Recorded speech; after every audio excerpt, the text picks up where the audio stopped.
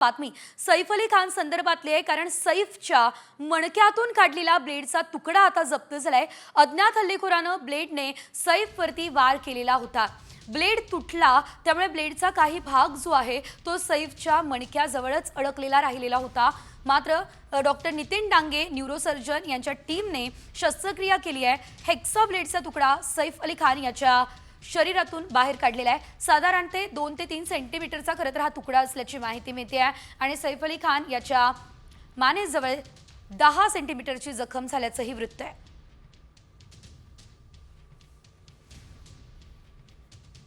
अभिनेता सैफ अली खानवरती हल्ला होऊन तब्बल 30 तास उलटले, मात्र तरी सुद्धा आरोपी मोकाटच आहे।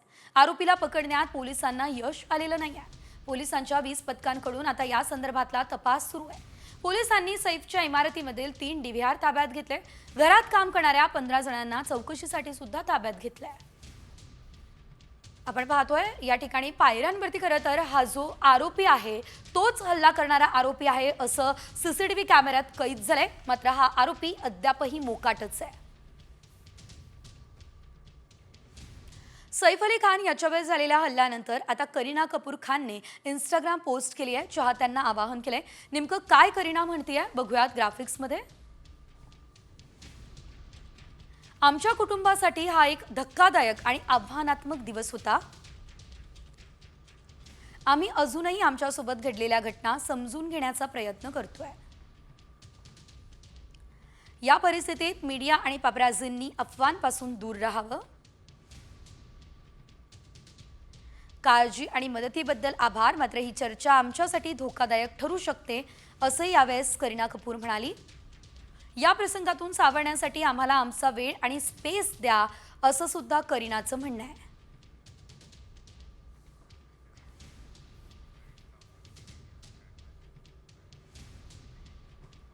तर सर्व चाहत्यांना करीनानं काय आवाहन केलं हे आपण पाहिलं। मात्र यासोबत इतर काही मोठ्या आणि महत्त्वाचे अपडेट्स पुढे वेगवान स्वरूपात।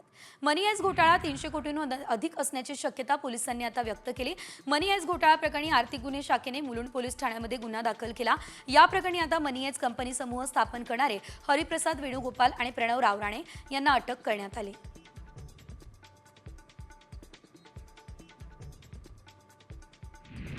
अदानी ग्रुप विरोधात कथित घोटाळ्याचा रिपोर्ट आणून चर्चेत असणाऱ्या हिंडनबर्ग रिसर्चचे संस्थापक यांनी त्यांची कंपनी बंद करण्याचा निर्णय घेतला। हिंडनबर्ग रिसर्च बंद करण्याचा निर्णय मी माझ्या कुटुंबासोबत, मित्रांसोबत आणि सहकाऱ्यांना विश्वासात घेऊन घेतला असल्याचं त्यांनी सांगितलं।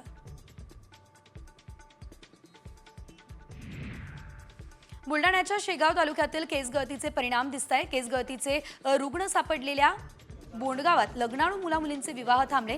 टक्कल व्हायरसच्या दहशतीमुळे गावातल्या मुलांना कुणी मुलगीही द्यायला तयार नाहीये।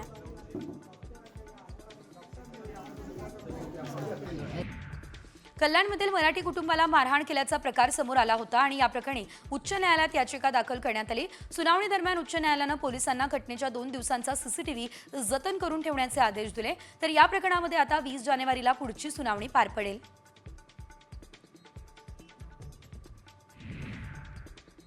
पुणे पोलिसांनी बनावट नोटांच्या रॅकेटचा पर्दाफाश केला। दिल्लीमधून आणलेल्या 10 लाखांच्या बनावट नोटा पोलिसांनी जप्त केल्या, तर 5 आरोपींना अटक केली। निलेश विरकर, सैफान पटेल, अफजल शाह, शाहिद जक्की कुरेशी, शाह फहद अन्सारी अशी अटक केलेल्या आरोपींची नावं आहेत।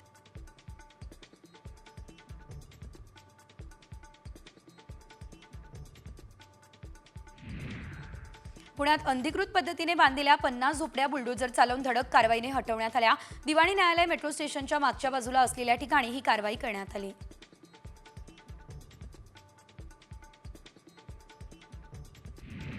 पुणे ग्रामीण जिल्ह्यात कोणताही कार्यक्रम करणाऱ्या व्यावसायिकांनी ड्रोन कॅमेऱ्याचा वापर करताना आता काळजी घ्यायची आहे। ड्रोन उडवण्यापूर्वी पूर्व माहिती 7 दिवस आधी संबंधित पोलीस ठाण्यास कळवून संबंधित परवानगी घेणं बंधनकारक असणार आहे।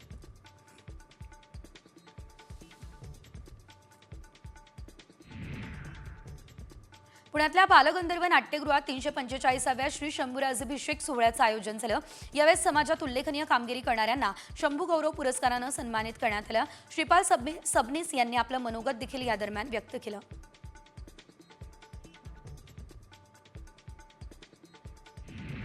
केडीएमसीने अभय योजनेची मुदत 31 जानेवारीपर्यंत वाढवली. अभय योजनेमुळे मालमत्ता कर वसुलीला गती मिळाली आहे. त्यामुळे अभय योजनेची मुदत 31 जानेवारीपर्यंत वाढवण्यात आलेली आहे. या कालावधीमध्ये थकबाकीदारांनी मालमत्ता कराची थकबाकी भरल्यास त्यांना दंड आणि व्याजामध्ये सूट मिळेल.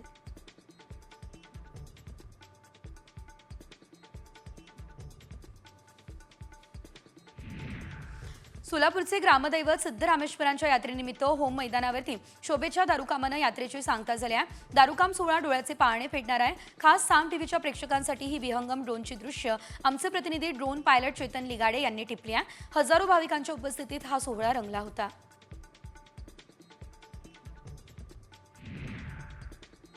हिंगोलीमधल्या सारंगस्वामी यात्रेला सुरुवात झाली. वसमत तालुक्यातील सारंगवाडीच्या माराणावरती ही यात्रा भरत असते. या यात्रेत भाविकांनी भाज्यांचा महाप्रसाद वाटला. तर आंध्र प्रदेश, कर्नाटक यासह तमिळनाडूमधून भाविक 2 दिवस आधीच सारंगस्वामींच्या मठात मुक्कामी आले. सांगलीच्या मिरज तालुक्यातल्या खटावमध्ये मकर संक्रांतीचा उत्सव मोठ्या उत्साहात साजरा झाला आहे. पंचक्रोशीतील देवभेटीनंतर दाखल झालेले सोमेश्वर देवाच्या पालखीची मिरवणूक ही जल्लोषात काढण्यात आली. या गावामध्ये तिळगुळऐवजी साखर वाटण्याची परंपरा आहे. 200 क्विंटल साखरेचं वाटप या दरम्यान करण्यात आलं. सुखाचा, आनंदाचा, ऐश्वर्याचं जावं असं ईश्वर चरणी प्रार्थना.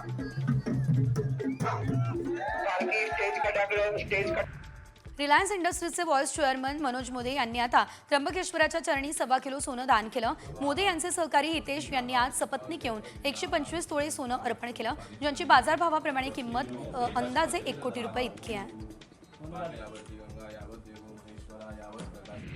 गेल्या काही दिवसात टीम इंडियाची कामगिरी फारशी चांगली झालेली नाही आहे. गौतम गंभीरने एका आढावा बैठकीमध्ये भारतीय संघाच्या बेशिस्तीबद्दल सांगितलंय. कुटुंबातील सदस्यांबद्दलचे नियम आता पूर्वीसारखे करण्यात येणार आहेत. सर्व खेळाडूंना आता एकत्र बसमधून प्रवास करावा लागेल. IPL 2025 साठी दिल्ली कॅपिटल्सने आपला कर्णधार निश्चित केला. संघ यंदाच्या मोसमात अक्षर पटेलकडे कर्णधारपद सोपवणार आहे. ही भीती आणि ही माहिती समोर येते आहे. गेल्या सीझनमध्ये अक्षर पटेल संघाचा उपकर्णधार होता. त्याला यंदा बढती सुद्धा मिळणार असल्याचं कळतंय. वुमेन्स प्रीमियर लीगचं वेळापत्रक जाहीर झालेलं आहे. 14 फेब्रुवारीपासून WPL आगामी हंगामाला त्याच्या सुरुवात होईल. रॉयल चॅलेंजर्स बंगळुरू आणि गुजरात जायंट्स यांच्यातील सामन्याचे वडोदरा या ठिकाणी नव्या हंगामाला सुरुवात होईल.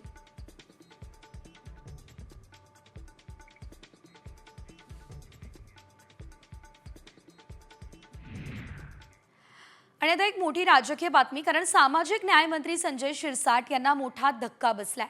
कारण संजय शिरसाट यांना सिडकोच्या अध्यक्षपदावरून हटवण्यात आलेलं आहे. मंत्रिपदाचा पदभार स्वीकारल्यानंतर शिरसाटांनी सिडकोचा राजीनामा देणं अपेक्षित होतं, परंतु त्यांनी राजीनामा दिलेला नव्हता आणि त्यामुळे अखेर सरकारनं त्यांना स्वतःच या ठिकाणी या पदावरून हटवलं आणि राज्य सरकारने त्यांना सिडकोच्या अध्यक्षपदावरून मुक्त केलं. शिवसेनेमधील बंडानंतर एकनाथ शिंदेंनी भाजपसोबत सत्ता स्थापन केली. त्यावेळेस आमदार संजय शिरसाट यांचा मंत्रिमंडळात समावेश करण्यात आला नव्हता आणि त्यामुळे नाराज असलेल्या शिरसाटांची महायुती सरकारकडून सिडकोच्या अध्यक्षपदी वर्णी लावण्यात आलेली होती आणि त्यामुळे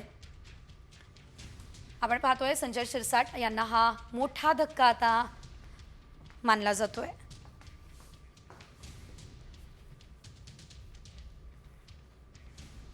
आणि यानंतर पुढे इतरही काही मोठ्या आणि महत्त्वाच्या अपडेट्स वेगवान स्वरूपात. उपमुख्यमंत्री एकनाथ शिंदे 23 जानेवारीपासून महाराष्ट्रात आभार दौरा करणार आहे. बाळासाहेब ठाकरेंच्या जयंतीपासून आभार दौऱ्याची सुरुवात होईल. 23 जानेवारीला मुंबईमधील BKCमध्ये शिवसेनेचा मेळावा घेतला जाईल. या मेळाव्यापासून हा दौरा सुरू होईल.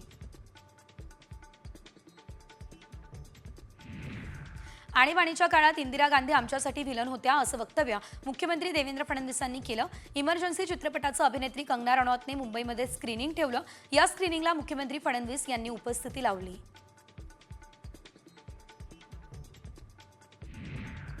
मंत्री गुलाबराव पाटील यांचे सुरक्षा रक्षक आणि पोलिसांमध्ये झटापट झाली असल्याचं बघायला मिळत आहे. शिवसेनेची बैठक संपवून बाहेर येताना सुरक्षा रक्षक सगळ्यांना बाजूला सारत होता.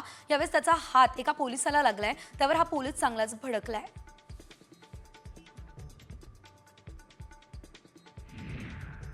आमदार वरुण सरदेसाई यांच्या नेतृत्वात युवा सेना सिनेट सदस्यांनी उच्च आणि तंत्र शिक्षण मंत्री चंद्रकांत पाटलांची भेट घेतली.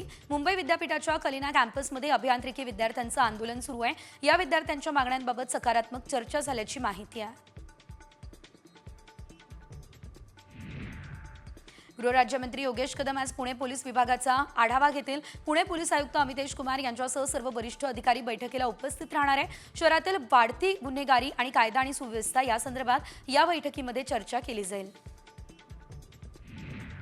लाडक्या बहिणींचा आर्थिक बोजा वाढल्यानं शेतकऱ्यांची कर्जमाफी करू शकत नाही असं कृषी मंत्री म्हणताय. त्यामुळे सरकार शेतकऱ्यांची फसवणूक करतंय का असा थेट आरोप अमर काळे यांनी केलेला आहे. तर शेतकऱ्यांना दिलेलं आश्वासन पूर्ण केलं नाही तर रस्त्यावरची लढाई लढू असा इशारा काळेंनी दिलाय.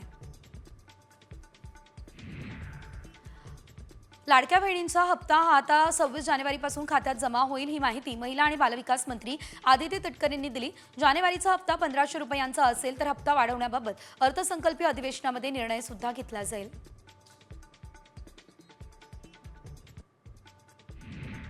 दिल्लीमधील विधानसभा निवडणुकांच्या पार्श्वभूमीवर काँग्रेसने 3 नवीन गॅरंटी जाहीर केली. दिल्लीमध्ये काँग्रेस सरकार आल्यास 500 रुपयांना गॅस सिलेंडर, मोफत रेशन किट आणि 300 युनिटपर्यंत मोफत वीज दिली जाणार आहे असं काँग्रेसने जाहीर केलं.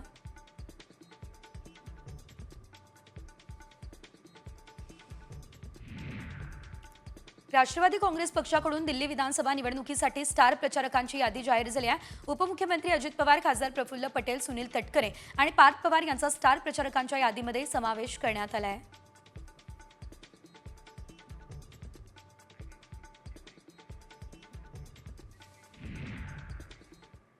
आणि यानंतर बातमी महत्त्वाची आहे, ती ही कांदा उत्पादक शेतकऱ्यांसाठी. कारण राज्यातील कांदा उत्पादक शेतकरी पुन्हा अडचणीत आलेले आहेत. गुरुवारपासून बांगलादेशकडून कांदा आयातीवरती 10% शुल्क आकारणी लागू करण्यात आली. तर गेल्या वर्षी 6 नोव्हेंबरला हटवलेलं कांद्यावरील 10% आयात शुल्क आजपासून पुन्हा लागू करण्यात आलं. त्यामुळे कांदा उत्पादक शेतकरी अडचणीत सापडला. राज्यातील कांद्याची सर्वात जास्त निर्यात बांगलादेशात होते. बांगलादेश सरकारच्या निर्णयामुळे कांदा निर्यातीमध्ये घट होण्याची शक्यता आहे आणि त्यामुळेच आता कांदा उत्पादक शेतकरी पुन्हा एकदा अडचणीत सापडण्याची शक्यता नाकारता येत नाही. बांगलादेशकडून कांदा आयातीवर 10% शुल्क आहे. बांगलादेशमध्ये कांदा आयात होण्यावर 10% शुल्क आकारण्यास सुरुवात केली आहे. भारत सरकारने कांद्यावर जे 20% निर्यात शुल्क लागू करून ठेवलेलं आहे त्यामुळे भारतातील कांदा जास्तीत जास्त निर्यात होण्यासाठी अडथळा येत आहे. कांद्याच्या दर घसरणीमुळे शेतकऱ्यांचं प्रति दिवशी करोड रुपयाचं नुकसान होत आहे. शेतकऱ्यांकडून कांदा उत्पादक संघटनेकडून राज्यव्यापी मोठे आंदोलन केलं जाईल, याची दखल, याची नोंद केंद्र सरकारने घ्यावी असा इशारा महाराष्ट्र राज्य कांदा उत्पादक शेतकरी संघटनेकडून देण्यात येत आहे. त्यामुळे आता या कांदा उत्पादक शेतकऱ्यांच्या ज्या मागण्या आहेत त्या सरकार पूर्ण करतं का हे बघणं अतिशय महत्त्वाचं असेल. यासोबत राज्यभरातल्या इतर काही मोठ्या आणि महत्त्वाच्या अपडेट्स 36 जिल्हे 36 रिपोर्टर्समध्ये. चालत्या बसच्या दारात उभं राहून रिक्षाला धक्का मारण्याचा व्हिडिओ नाशिकमधून समोर आला आणि त्यावरून आता सिटीलिंक बसचा चालक आणि वाहक यांना निलंबित करण्यात आलं. स्टंटबाजी करून बसमधील प्रवाशांचा जीव धोक्यात घातल्याप्रकरणी ही कारवाई करण्यात आलेली आहे.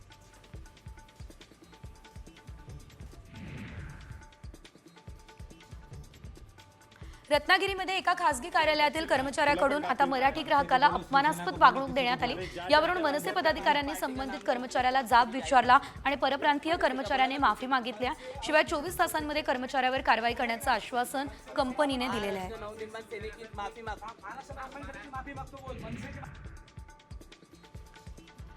रत्नागिरीमध्ये 36वे राष्ट्रीय सुरक्षा अभियान सुरू आहे आणि या अभियानाअंतर्गत रत्नागिरी उपप्रादेशिक परिवहन मंडळाच्या वतीने हेल्मेट जनजागृती रॅली काढण्यात आली. दुचाकीस्वारांनी हेल्मेटचा वापर सुरक्षिततेसाठी करावा हा संदेश या रॅलीच्या माध्यमातून देण्यात आला.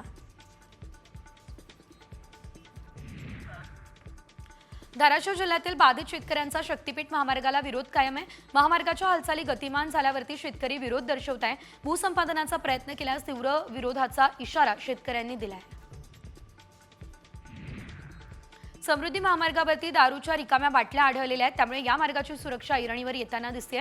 वेळोवेळी समृद्धी महामार्गावरील अतिक्रमण, अनधिकृत फूड स्टॉल्स आणि अवैध दारू विक्रीचा मुद्दा समोर आणलाय. तरी देखील अजूनही यावर सरकारने मात्र कुठली कारवाई केलेली नाहीये किंवा तोडगा काढलेला नाहीये हेच समोर येत आहे.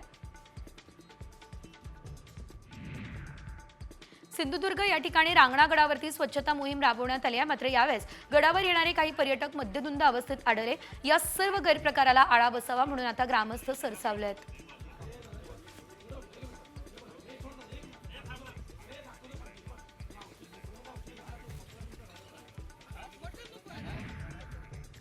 तर तर सैफ अली खानवरील चाकू हल्ला प्रकरणात मोठी बातमी आहे, कारण मुंबई पोलिसांची टीम सैफ अली खानच्या घरी पोहोचली आहे. पोलिसांचे 2 अधिकारी सैफच्या सद्गुरू शरण या इमारतीमध्ये दाखल झालेले आहेत. करीना कपूरचा जबाब आता नोंदवला जाणार का, हा प्रश्न आहे. सैफवरती झालेल्या हल्ल्यानंतर करीनाचा जबाब जो आहे तो नोंदवला जाण्याची शक्यता आहे. बुधवारी मध्यरात्री सैफवरती अज्ञाताकडून चाकू हल्ला करण्यात आलेला आहे. या संदर्भात अधिकचे अपडेट घेऊयात आमचे प्रतिनिधी संजय गडदे यांच्याकडून. ते आपल्यासोबत लाईव्ह जोडले गेलेले आहेत. संजय, आपण पाहतोय आता सैफ अली खानच्या घरी पोलिसांचं पथक आजही दाखल झालं. काय कुठपर्यंत तपास पोहोचलेला आहे आणि आज काय घडू शकतं, सविस्तर?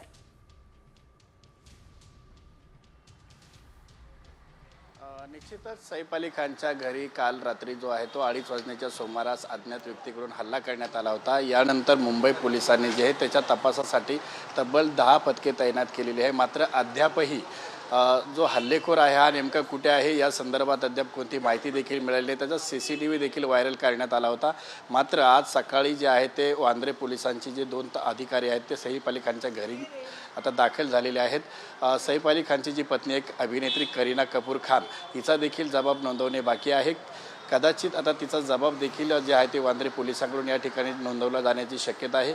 या ठिकाणी जे इमारत आहे त्या इमारतीतील CCTV फुटेज किंवा इतर काही आधार किंवा दुसऱ्या काही पुरावे वगैरे जे मिळतात का ते पाहणे देखील आता पोलिसांचं काम आहे. पोलीस त्या तपासासाठीच आता वांद्रेच्या येथील त्या सद्गुरू शरण जी इमारत आहे या इमारतीमध्ये दाखल झालेले आहेत. त्या ठिकाणी इमारतीचे सिक्युरिटी जे वॉचमॅन आहेत, सुरक्षा रक्षक आहेत, त्यांचा देखील जबाब अद्यापही काही यांचा जबाब नोंदवण्याचा बाकी आहे. आणि यासाठीच निश्चितच संजय, खरं तर आता करीनाचा आणि सैफचा जबाब नोंदवला जातो काय बघणं महत्त्वाचं. धन्यवाद दिलेल्या या सर्व सविस्तर अपडेटसाठी.